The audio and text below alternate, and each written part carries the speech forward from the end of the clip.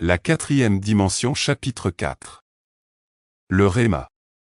La parole que nous exprimons a une grande capacité créatrice. Il est donc d'une importance vitale pour le chrétien de l'utiliser comme il convient, et s'il aspire à une vie victorieuse. Mais, pour être vraiment efficace, cette parole doit cependant posséder une base juste. Le principe qui permet de découvrir cette base est l'une des parties fondamentales de la vérité de Dieu. Je voudrais maintenant vous faire part de quelques pensées sur ce sujet. La foi dans la parole de Dieu. Problème et productivité. On a amené un jour dans mon bureau une femme sur un brancard. Elle était paralysée du cou jusqu'aux pieds et ne pouvait même pas remuer les doigts. Lorsqu'on l'a amenée, j'ai ressenti comme une étrange sensation. Mon cœur était troublé. L'ambiance devait ressembler à celle qui existait autour de la piscine de Bethesda. Je savais qu'il allait se passer quelque chose. Je me suis alors approché du brancard. Quand j'ai regardé cette femme dans les yeux, j'ai vu qu'elle avait la foi pour être guérie. Sa foi n'était pas morte, elle était bien vivante. J'ai posé la main sur son front et lui ai dit, « Ma sœur, au nom de Jésus, soyez guérie. » Aussitôt, la puissance de Dieu est descendue sur elle, et elle a été guérie. Elle s'est levée de son brancard, tout excitée, à la fois saisie de crainte et émerveillée. Plus tard, elle est revenue me voir, pour m'apporter des cadeaux. En entrant dans mon bureau, elle m'a alors demandé, « Puis-je fermer la porte, s'il vous plaît ?» Oui, lui ai-je répondu, « Allez-y. » Elle s'est ensuite agenouillée devant moi, encore émerveillée d'avoir été guérie, et m'a dit, « Je vous en prie, maintenant. Révélez-vous à moi. Dites-moi si vous êtes le second Jésus incarné. » J'ai ri. « Chère sœur, lui ai-je répondu, vous savez très bien que je prends 3 repas par jour, que je vais aux toilettes et que je dors toutes les nuits. Je suis un être humain, tout comme vous. Et le seul moyen que j'ai d'être sauvé, c'est par Jésus-Christ. » Cette femme avait été l'objet d'une guérison si miraculeuse que la rumeur s'est répandue partout.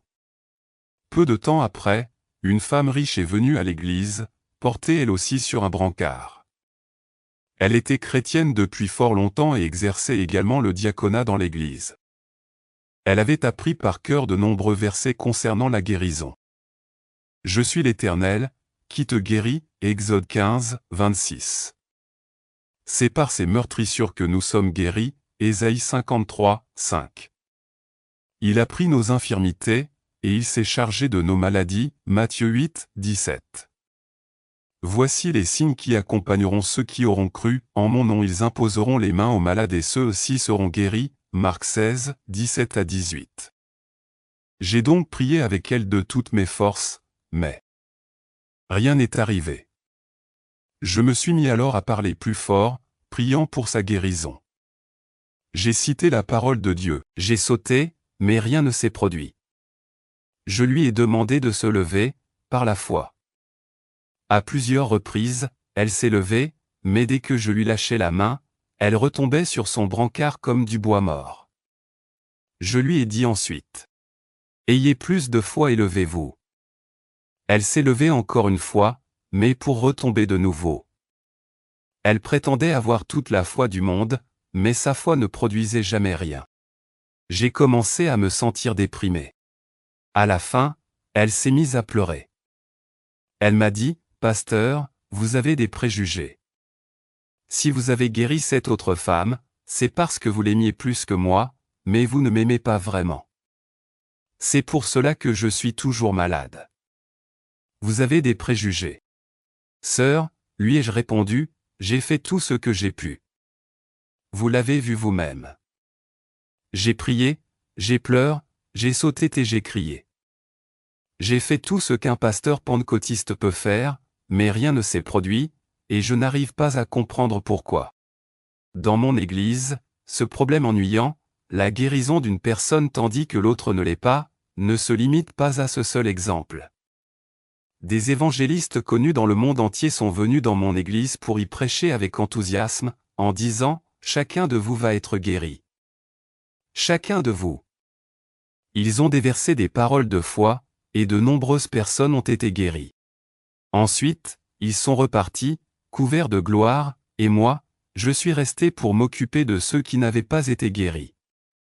Ces personnes sont venues vers moi, découragées et démoralisées, et m'ont dit, nous ne sommes toujours pas guéris. Dieu nous a laissés tomber, il nous a oubliés. Pourquoi devrions-nous continuer à lutter, venir à Jésus-Christ et croire?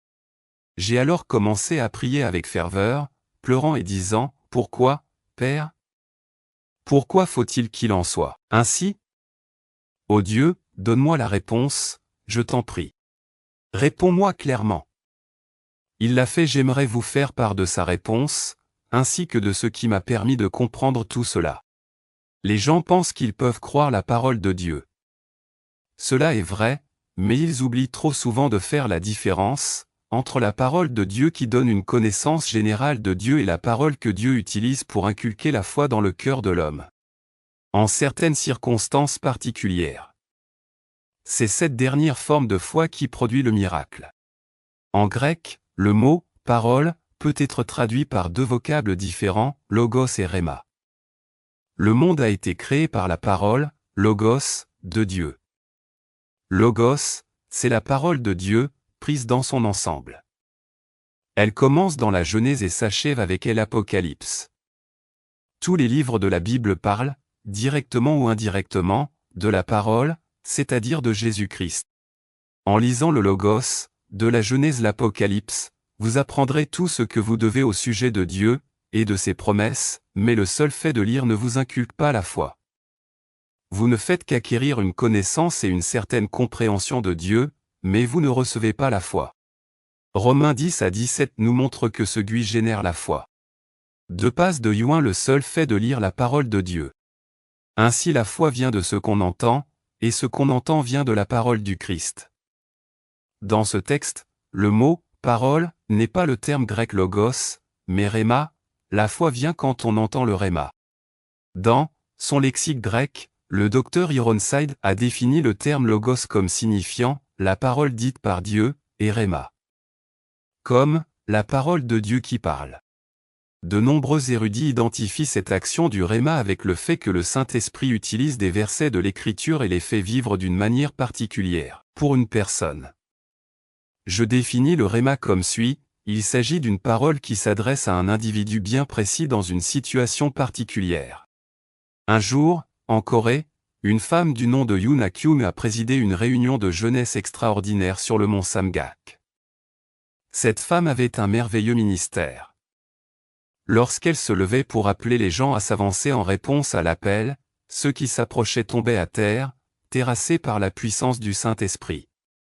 De nombreux jeunes accouraient à ces réunions. Aussi, le jour où elle a organisé un rassemblement à l'intention des jeunes sur le mont Samgak, des milliers sont venus y assister. Pendant toute la semaine de la campagne, il a plu à verse, et toutes les rivières sont sorties de leur lit. Plusieurs jeunes voulaient se rendre en ville en passant sur autre rive du fleuve, où les réunions se tenaient. Mais lorsqu'ils sont arrivés au bord, la rivière avait déjà débordé. De plus, il n'y avait ni pont ni bateau en vue. La plupart de ces jeunes étaient découragés par la situation. 3 jeunes filles ont réfléchi et se sont dit: pourquoi ne traverserions-nous pas le fleuve? Pierre a marché sur les eaux, et le Dieu de Pierre est notre Dieu. Le Jésus de Pierre est notre Jésus, et la foi de Pierre est notre foi. Pierre a cru, par conséquent nous pouvons faire de même. Nous allons traverser cette rivière? La rivière était complètement sortie de son lit, mais ces 3 jeunes filles se sont agenouillées, et, se tenant par la main, elles ont cité le passage de l'Écriture, qui raconte l'histoire de Pierre marchant sur les eaux. Elles ont affirmé qu'elles croyaient comme lui. Puis, sous les yeux des autres membres du groupe, elles ont crié et se sont lancées dans l'eau. Aussitôt, elles ont été balayées par les flots en furie, et ce n'est que 3 jours plus tard que leurs cadavres ont été retrouvés en pleine mer. Cet incident tragique a eu un profond retentissement dans toute la Corée. Les journaux ont raconté l'histoire, avec des gros titres du genre « Leur Dieu a été incapable de les sauver ». Pourquoi Dieu n'a-t-il pas exaucé la prière de la foi? Ainsi les incroyants ont connu leur jour de triomphe, à cause de cet événement, tandis que l'Église chrétienne s'est retrouvée fort déprimée et découragée, car elle n'avait aucune réponse à apporter. Une grande discussion s'en est suivie dans tout le pays, et un grand nombre de bons chrétiens ont perdu la foi, à la suite de ce drame. Ils disaient, ces filles-là ont fait exactement comme nos pasteurs nous l'ont enseigné. Elles ont exercé leur foi. Du haut de la chair, les pasteurs poussent constamment leur ouaille à exercer courageusement leur foi en la parole de Dieu. Ces jeunes filles l'ont fait. Pourquoi Dieu ne les a pas exaucées? Le Dieu n'est sans doute pas le Dieu vivant. Cette religion à laquelle nous avons appartenu n'est qu'une religion de pure forme. Quelle réponse donneriez-vous à de telles personnes? Ces jeunes filles avaient cru. Elles avaient exercé leur foi en se fondant sur la parole de Dieu. Dieu n'avait aucune raison de soutenir leur foi. Pierre n'a jamais marché sur les eaux à cause du Logos, qui donne une connaissance générale sur Dieu. Pierre avait attendu que Jésus lui adresse une parole, il avait dit, « Seigneur, si c'est toi, ordonne-moi de venir. » Jésus avait répondu, « Viens. » La parole que le Christ a adressée à Pierre n'était pas Logos, mais il a dit une parole vient, à l'adresse d'une personne précise, en une circonstance précise, une tempête. Le Réma apporte la foi. La foi vient de ce qu'on entend, et ce qu'on entend vient de Réma. Pierre n'a pas marché sur les eaux du fait de sa connaissance générale de Dieu. Pierre avait le Réma. Mais les jeunes filles, quant à elles, avaient uniquement le Logos, la connaissance générale de Dieu. C'était en l'occurrence l'œuvre de Dieu accomplie par la personne de Pierre. Elles ont exercé leur foi humaine dans le Logos, c'est là que résidait leur erreur. C'est pourquoi Dieu n'était pas censé soutenir leur foi. La différence entre la manière dont ces filles ont exercé leur foi et celle dont Pierre avait exercé la sienne est aussi grande que celle qui existe entre la nuit et le jour. Il y a 2 ans, 2 étudiants d'école biblique ont complètement raté leur entrée initiale dans le ministère. Ces 2 jeunes gens étaient mes disciples. LLS avait entendu mes conférences, avait fréquenté mon église et appris, en théorie, les principes de la foi. Ils ont entamé leur première aventure dans le ministère avec ce qui pouvait apparaître comme étant une grande foi. S'appuyer sur des textes de l'Écriture tels que « Ouvre largement ta bouche, et je la remplirai » Psaume 81 verset 11. Si vous demandez quelque chose en mon nom, je le ferai, Jean 14 verset 14. LLS sont allés dans une banque et ont fait un emprunt important. Puis ils se sont rendus chez un homme riche et ont fait un autre emprunt important. Avec cet argent, ils ont acheté un terrain et y ont fait construire une magnifique église, sans même avoir d'assemblée. Ils ont commencé à prêcher, s'attendant à ce que les gens se pressent par centaines dans l'édifice, et que leurs dettes soient rapidement remboursées, mais rien de semblable n'est arrivé. L'un des 2 jeunes gens avait emprunté environ $30 000, et l'autre près de $50 000. Très vite, leurs créanciers sont venus réclamer leur dû, et les 2 jeunes se sont vite retrouvés dans une situation fâcheuse. Il s'en fallait de peu qu'ils ne perdent même leur foi en Dieu. Ils sont alors tous 2 venus me voir. Ils m'ont dit en pleurant, « Pasteur Shaw, pourquoi votre Dieu est-il différent du nôtre? Vous avez commencé avec $2500 et vous venez de terminer la construction d'un bâtiment qui en coûte 5 millions. Nous avons construit un bâtiment qui n'en coûte que 80 000. Pourquoi Dieu ne nous répond-il pas? Nous avons cru dans le même Dieu et avons exercé la même foi. Alors, pourquoi ne nous a-t-il pas exaucés? Ils ont ensuite commencé à citer des textes de l'Écriture contenant des promesses de l'Ancien et du Nouveau Testament, ajoutant, « Nous avons agi exactement comme vous nous l'aviez enseigné et nous avons échoué. » Je leur ai alors répondu, « Je suis heureux que vous ayez échoué après avoir entendu mes paroles. Vous êtes certainement mes disciples, mais vous n'êtes pas les disciples de Jésus-Christ. Vous avez mal compris mes enseignements. J'ai fondé mon Église à cause du Réma, et pas seulement grâce au Logos. Dieu a parlé clairement à mon cœur et m'a dit, « Lève-toi et construis une Église qui pourra accueillir 10 000 personnes. » Dieu m'a alors inculqué sa foi, et j'ai vu le miracle. Mais vous êtes partis avec le seul Logos, c'est-à-dire une connaissance très générale de Dieu et de sa foi. C'est pourquoi Dieu n'est pas responsable de votre soutien, même si vous vouliez servir le Seigneur Jésus-Christ. Frères et sœurs, par le Logos, vous pouvez connaître Dieu. Vous pouvez apprendre à mieux le connaître et à mieux le comprendre, mais le Logos ne devient pas toujours Rhéma. Imaginez un malade qui serait allé à la piscine de Bethesda et aurait dit à ceux qui s'y trouvaient: « Quels idiots vous êtes, à attendre comme cela. C'est toujours la même piscine, au même endroit, et avec la même eau. Pourquoi attendez-vous toujours? Moi, je vais sauter dans l'eau et me laver. » Il aurait ensuite plongé dans la piscine et se serait lavé. Mais en sortant de l'eau, il n'en aurait pas été guéri pour autant. Car ce n'était que lorsque l'ange de l'Éternel venait et remuait l'eau que les gens pouvaient y plonger, s'y laver et être guéris. C'était pourtant toujours la même piscine de Bethesda, au même endroit, et avec la même eau, mais le miracle ne pouvait s'y produire que lorsque l'eau était agitée par l'ange de Dieu. Le Rhéma est issu du Logos. Le Logos est semblable à la piscine de Bethesda. Vous pouvez toujours écouter et étudier la parole de Dieu. Il n'y a que lorsque l'Esprit Saint vient et donne vie à un ou plusieurs passages des Écritures, les fait brûler dans votre âme et vous fait comprendre qu'ils s'appliquent d'une manière directe aux circonstances dans lesquelles vous vous trouvez, que le Logos devient Rhéma. Le logo est donné à tout le monde. Le Logos est commun aux Coréens, aux Européens, aux Africains et aux Américains. Il est donné à tous afin que tous connaissent Dieu, mais le Rhéma n'est pas donné à tout le monde. Le Rhéma est donné en particulier à la personne qui espère en l'Éternel, jusqu'à ce que le Seigneur puisse venir et rendre le texte de l'Écriture vivant dans son cœur. Nous vivons une époque très agitée. Les gens viennent à l'église et y sont divertis. Ils entendent un sermon relativement court, puis repartent, sans avoir eu le temps d'espérer en l'Éternel. Ils reçoivent le Logos, mais pas le Rhéma. Ils ne voient donc pas les œuvres miraculeuses de Dieu et se mettent à douter de sa puissance. Les gens doivent venir à l'église, écouter attentivement le prédicateur et espérer en l'Éternel. Souvent, ils ne viennent pas pour écouter le prédicateur dans un esprit de prière, espérant en l'Éternel pour recevoir le Rhéma. C'est pourquoi, ils ne reçoivent pas la foi dont ils ont besoin pour résoudre leurs problèmes. Leur connaissance de la Bible croît, et leurs problèmes sont toujours plus nombreux. Bien qu'ils viennent à l'église, rien ne se produit dans leur vie. Ils commencent à s'égarer et à perdre la foi. Il est un autre problème que l'on rencontre souvent dans les églises, en cette époque de grande activité fiévreuse, c'est le fait que les pasteurs s'occupent d'un trop grand nombre de choses.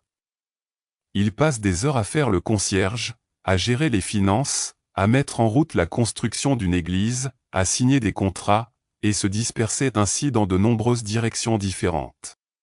Le samedi, ils sont si fatigués qu'ils tâtonnent à droite et à gauche à la recherche de quelques logos sur lesquels ils pourraient bien prêcher. Ils sont si las qu'ils n'ont pas le temps d'espérer en l'Éternel, ni le temps de transformer l'herbe verte en lait. Leurs assemblées sont constamment nourries de cette herbe verte et ne reçoivent jamais le lait de la parole. Quelle grave erreur! Les laïcs ne sont pas les ennemis du pasteur, mais ses amis. À l'instar des apôtres, le pasteur devrait se concentrer sur la prière et le ministère de la parole de Dieu, et déléguer tout autre travail à ses diacres, ses diaconesses et aux autres responsables laïcs. C'est la règle que j'applique dans mon Église. Je n'oserais jamais monter en chair sans avoir d'abord espéré en l'Éternel et reçu le Rhéma que Dieu désire me donner pour le message. Si je ne reçois pas ce Rhéma, je ne monte pas en chair. Ainsi donc, le samedi, je vais à la montagne de prière, je me glisse dans une petite pièce, je ferme la porte et j'attends tranquillement jusqu'à ce que le Saint-Esprit vienne et me donne le Rhéma nécessaire. Quelquefois, j'y y reste toute la nuit et je prie ainsi. Seigneur, demain, les gens viendront à l'église avec toutes sortes de problèmes, maladies, déboires conjugaux, difficultés dans le travail, tous les problèmes possibles. Ils viennent non seulement pour recevoir une connaissance générale à ton sujet, mais aussi pour trouver la solution de leurs problèmes. Si nous ne leur offrons pas une foi vivante, un Rhéma, ils devront alors s'en retourner chez eux sans avoir trouvé de solution. J'ai besoin d'un message particulier pour des personnes particulières, et à un moment particulier. Ensuite, j'attends que Dieu me donne ce message. Le lendemain, Je monte en chair comme un général. Je sais que le message que je vais prêcher sera délivré sous l'onction du Saint-Esprit. Après la prédication, les gens viennent me voir et me disent, « Pasteur, vous avez prêché ce dont j'avais besoin. J'ai maintenant la certitude que mon problème va être résolu. » Je les ai simplement aidés à recevoir le Réma. Frères et sœurs, nous ne voulons pas fonder dans l'Église un club quelconque, même saint. Nous traitons des affaires de vie ou de mort. Si le pasteur n'offre pas à ses ouailles le Réma, c'est qu'il ne dirige qu'un club social ou religieux. Dans le monde social, il existe des organisations du genre Rotary Club, dont les membres paient une sorte de dîme. Les églises que nous fondons devraient être des endroits où les gens reçoivent du Seigneur la solution à leurs problèmes ou un miracle, selon leurs besoins. Ils ne devraient pas seulement y acquérir une connaissance générale au sujet de Dieu, mais apprendre à le connaître d'une manière vitale et personnelle. C'est dans ce but que le pasteur doit absolument recevoir le Réma. On doit à tout prix donner aux chrétiens le temps de prier le Seigneur, d'espérer en lui, afin que le Saint-Esprit ait l'occasion d'agir dans leur vie et de les inspirer par les Écritures. Le Saint-Esprit peut prendre les Écritures, la parole dite par Dieu, et l'appliquer à la vie d'une personne, en faisant d'elle la parole de Dieu qui parle. Le Logos devient alors le Réma. Je peux vous dire maintenant pourquoi tant de personnes ne sont pas guéries. Toutes les promesses sont potentiellement et non littéralement à votre disposition. Ne choisissez jamais une promesse dans la parole de Dieu en disant « Voilà. Cette promesse est à moi. Je vais la répéter sans arrêt. Elle est à moi, elle est à moi. » Non. Elle est potentiellement vôtre, oui, mais vous ne pouvez la faire vôtre, d'une manière pratique et réelle, qu'en espérant en l'Éternel. Avant de pouvoir rendre un passage de l'Écriture vivant dans la vie d'une personne, le Seigneur doit accomplir bien des choses. Il veut purifier votre vie et que vous vous abandonniez complètement entre ses mains. Le Seigneur ne fait jamais de process facile. Si le Seigneur agit dans votre vie, prenez le temps de rechercher sa face. Confesse-lui vos péchés et abandonne-lui votre vie. Dès que ces conditions seront remplies, la puissance de Dieu viendra. À l'instar de la piscine de Bethesda, votre cœur sera agité par un texte particulier de l'Écriture et vous saurez alors que cette promesse est pour vous, et vous aurez la foi pour recevoir le miracle nécessaire. Le but suprême de Dieu. La guérison du corps n'est pas le but suprême du Saint-Esprit. Vous devez savoir quelle est la priorité. Le but suprême de Dieu, c'est la guérison de nos âmes. Quand Dieu agit en vous, il commence toujours par la guérison de votre âme.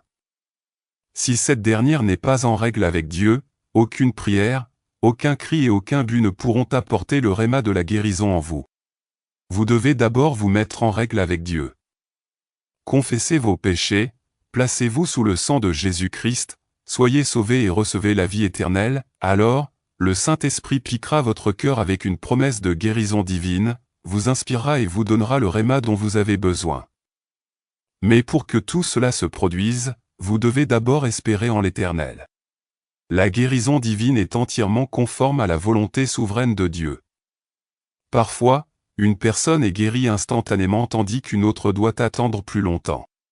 L'un de nos meilleurs diacres est tombé malade un jour. Ce diacre a tout donné au Seigneur, il aime Dieu et travaille pour lui d'une manière merveilleuse.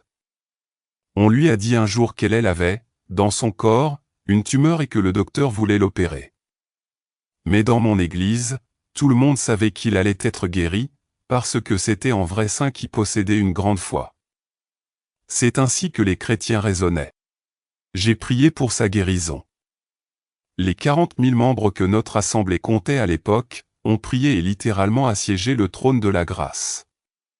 Le diacre lui-même a revendiqué sa guérison. Mais rien ne s'est produit.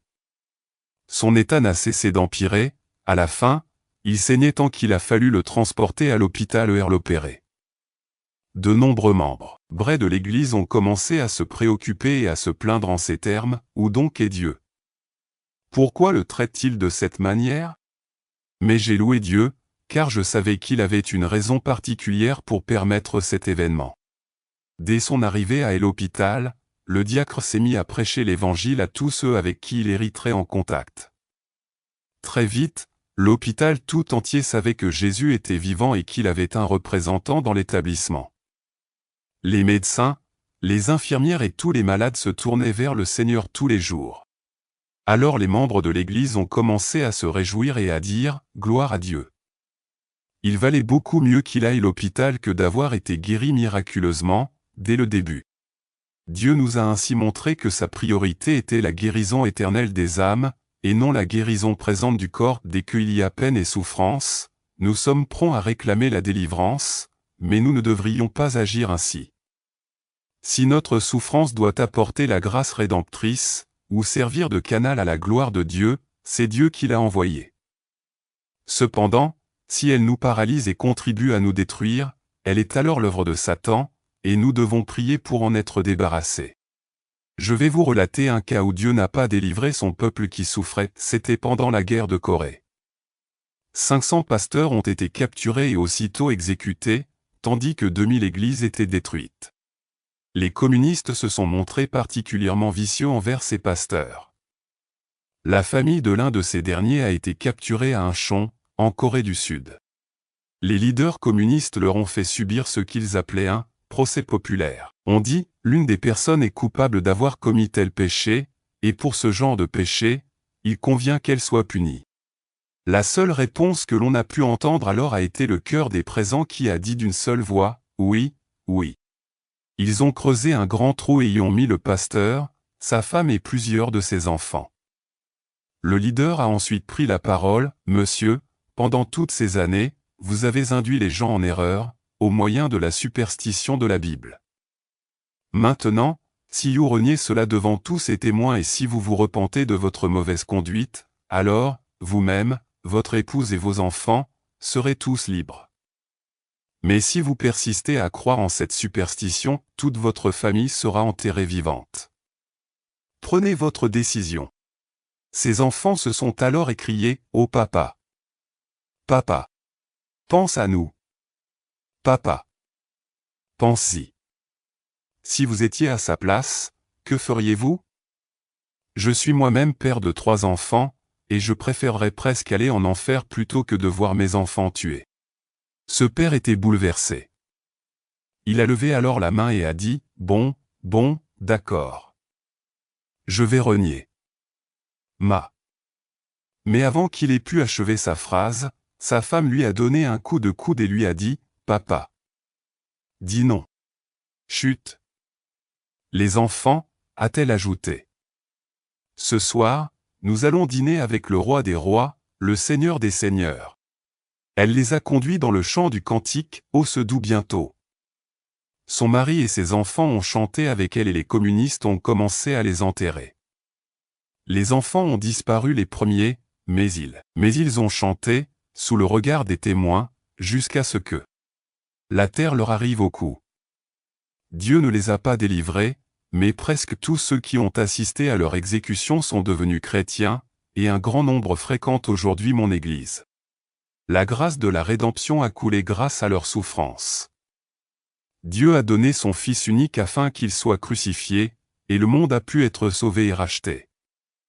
Voilà le but suprême de Dieu, la rédemption des âmes. Lorsque vous désirez recevoir la guérison divine, ou une réponse d'en haut, ayez les yeux fixés sur le but suprême, la rédemption des âmes. Si vous comprenez que votre souffrance peut apporter une plus grande rédemption que votre guérison, ne priez pas pour votre délivrance. Demandez plutôt à Dieu de vous donner la force de persévérer.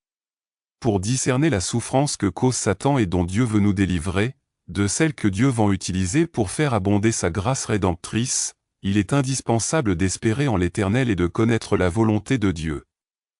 Ne vous découragez pas et n'allez pas d'un évangéliste célèbre à un autre, en leur demandant de prier pour vous. Par la prière, le jeûne et la foi, Dieu vous montrera sa volonté. Lorsque le Saint-Esprit donne vie au logos de l'Écriture dans votre cœur, celui-ci reçoit une foi miraculeuse. Vous savez alors que l'Écriture n'appartient plus à la parole dite par Dieu, mais devient instantanément la parole de Dieu pour vous. Vous devez alors vous appuyer sur cette parole, aller de l'avant et la mettre en pratique, même si vous ne voyez encore rien arriver. Que vous ne puissiez rien toucher du doigt, ou que votre vie soit encore semblable à une fosse sombre, peu importe. Si vous avez reçu le Réma, n'ayez plus peur. Allez de l'avant et marche sur l'eau, vous allez assister au miracle. Mais veillez cependant à ne pas marcher devant Dieu. De nombreuses personnes le font.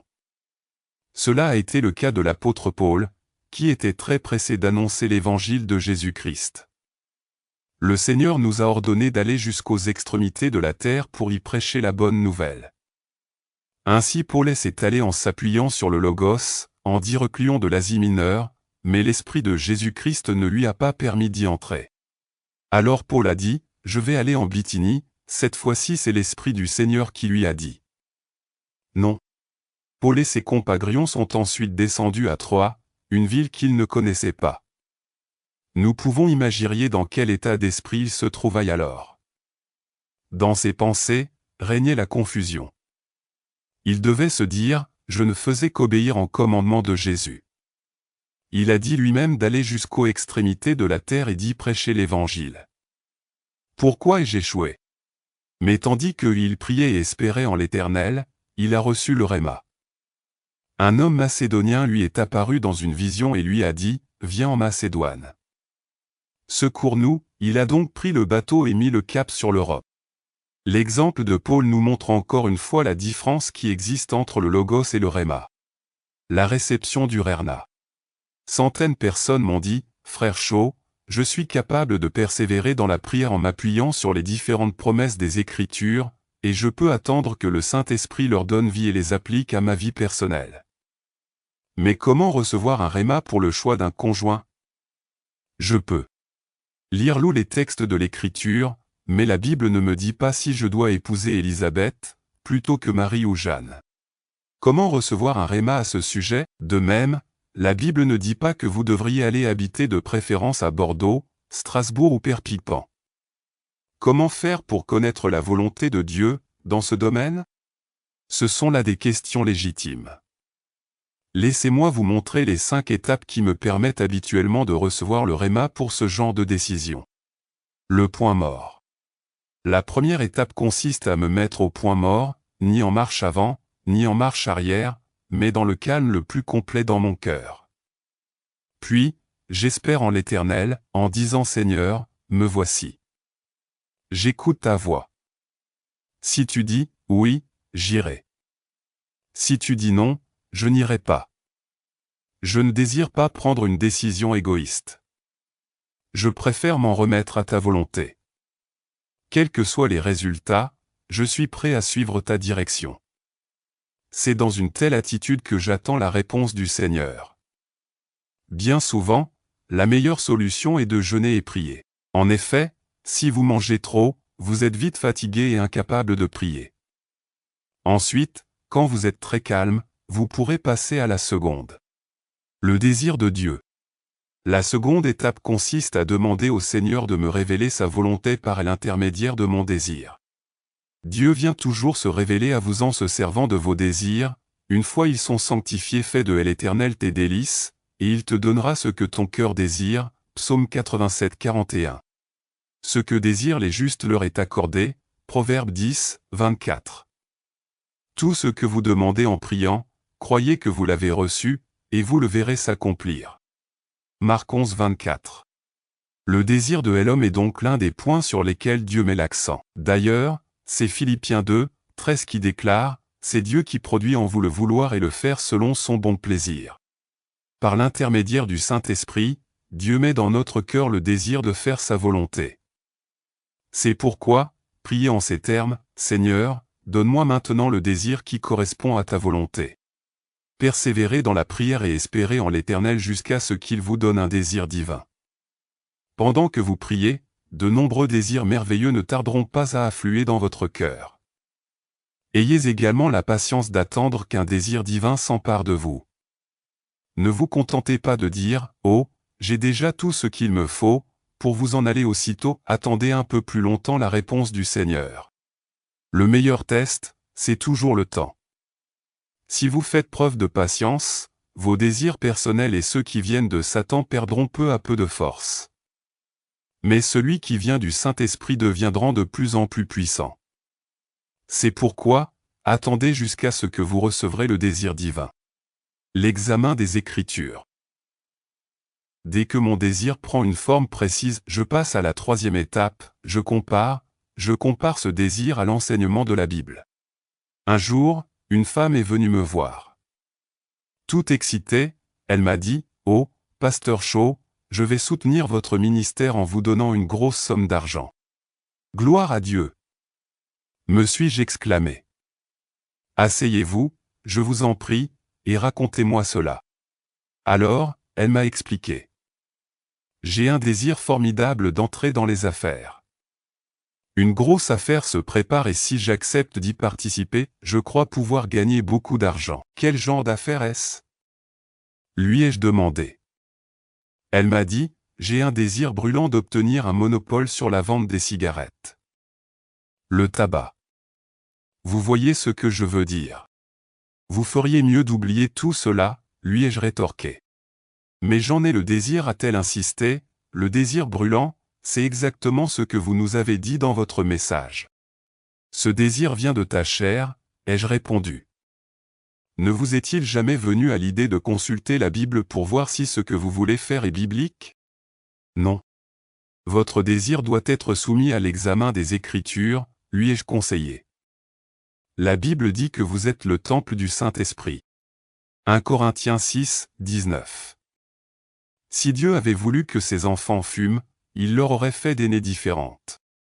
Les cheminées doivent toujours être dirigées vers le ciel, et non vers le bas. Pensez un instant au nez. Il est dirigé vers le bas, non vers le haut. Dieu ne veut pas que les hommes fument, parce que nos cheminées sont dirigées dans le mauvais sens. Le temple du Saint-Esprit, c'est votre corps. Si vous le polluez avec la fumée, vous polluez en réalité le temple du Saint-Esprit. Un tel désir n'est pas dans la volonté de Dieu. Il vaudrait donc mieux oublier cette affaire. Un homme m'a dit un jour, « Pasteur, je me suis lié d'amitié avec une femme très jolie. Une veuve. Elle est douce, belle et merveilleuse. Et quand je prie, je ressens un désir brûlant de l'épouser. Mais j'ai une femme et des enfants. Écoutez, lui ai-je répondu. Oubliez tout cela, car c'est l'œuvre du diable. Oh non. Non. Cela ne vient pas du diable. A-t-il insisté. Quand j'ai prié, le Saint-Esprit a parlé à mon cœur et m'a fait comprendre que ma première femme n'est pas tout à fait le genre de code qui me convient. Elle est comme une écharpe dans ma chair. Le Saint-Esprit m'a parlé et m'a dit que cette veuve est bien la cote qui me manque et qu'elle me convient à merveille. Je lui ai dit, cela ne vient pas du Saint-Esprit, cela, c'est l'esprit du malin. De nombreuses personnes commettent ce genre d'erreur. Si elles prient en désaccord avec ce que dit la parole de Dieu, le diable ne tardera pas à leur parler. Le Saint-Esprit ne contredit jamais la parole écrite de Dieu. Cet homme ne m'a pas écouté, il a divorcé et a épousé la veuve. Il est aujourd'hui le plus malheureux des êtres humains. Elle a découvert que la seconde cote était encore pire que la première. Ainsi donc, tous nos désirs doivent être soigneusement examinés à la lumière des Écritures. Si vous n'avez pas assez confiance en vous-même pour le faire, allez trouver votre pasteur. Un signe extérieur. Après avoir soumis mon désir à l'examen de la parole écrite, c'est-à-dire les enseignements de Dieu, je suis prêt pour la 4e étape, demander à Dieu un signe extérieur venant des circonstances dans lesquelles je me trouve. Si Dieu a vraiment parlé à votre cœur, il se doit de vous donner un signe, en provenance du monde extérieur. Lorsqu'il y a prié, à cette reprise, pour que la pluie vienne, il a reçu un signe en provenance de l'Est, une petite tache pas plus grande que la paume de la main. Un nuage. Gédéon nous offre lui aussi un exemple, car il a demandé un signe au Seigneur. Dieu m'a toujours donné un signe, à partir des circonstances dans lesquelles je me trouve. Parfois, ce signe est tout petit, mais il est là, l'heure de Dieu. Dès que j'ai reçu le signe, je passe à la dernière étape, je prie jusqu'à la venue de l'heure de Dieu. L'heure de Dieu est différente de la nôtre. Vous devez prier jusqu'à ce que vous ressentiez une paix profonde. La paix, c'est le meilleur arbitre. Si après avoir prié, vous ressentez toujours une sorte de malaise dans votre esprit, c'est que l'heure n'est pas encore arrivée. Continuez à prier. Dès que la lumière passera en vert, la paix entrera dans votre cœur. C'est alors que vous pourrez bondir et partir. Vous pourrez même y aller à toute vitesse, car vous serez accompagné de la bénédiction et du réma de Dieu. Vous verrez alors un miracle après l'autre. Tout au long de mon ministère, j'ai agi et conduit mes affaires en suivant ces 5 étapes. Jusqu'à ce jour, Dieu a toujours confirmé cette démarche par des signes et des miracles. De tels fruits montrent clairement la différence entre le Logos et le Réma. À l'avenir, vous ne connaîtrez plus la confusion quant aux promesses de Dieu. Aucune revendication, aucune souffrance, aucune gesticulation, aucun cri strident ne le convaincront. Dieu nous convaincra en nous inculquant sa propre foi. La traduction française de Marc 11, 22 à 23 dit que vous devez avoir foi en Dieu et qu'ainsi, vous pourrez dire à une montagne d'aller se jeter dans la mer. Cependant, le texte grec dit que vous devriez avoir la foi de Dieu. Comment faire pour avoir la foi de Dieu? Quand vous recevez le Réma, la foi qui vous est alors impartie ne vient pas de vous. C'est une foi que Dieu lui-même vous donne. Dès que vous l'avez reçue, vous pouvez ordonner aux montagnes de se déplacer. Si vous n'avez pas reçu la foi de Dieu, vous ne pouvez pas le faire. Même sans autre raison, vous devriez étudier soigneusement la Bible de la Genèse à l'Apocalypse, ne serait-ce que pour donner au Saint-Esprit les matériaux nécessaires pour agir en vous. Ainsi donc, lorsque vous espérez en l'Éternel et recherchez sa face, le Saint-Esprit sera en mesure de vous inculquer sa foi. De grands miracles vous accompagneront, quand vous mettrez votre foi en action, aussi bien dans votre ministère que dans votre foyer. Espérez donc en l'Éternel. Ne considérez pas cela comme une perte de temps. Quand Dieu parlera à votre cœur, il pourra, en une seconde, faire beaucoup plus que vous en une année. Espérez en l'Éternel, et verrez de grandes choses s'accomplir, de grandes choses s'accomplir, de grandes choses s'accomplir, de grandes choses s'accomplir, de grandes choses s'accomplir.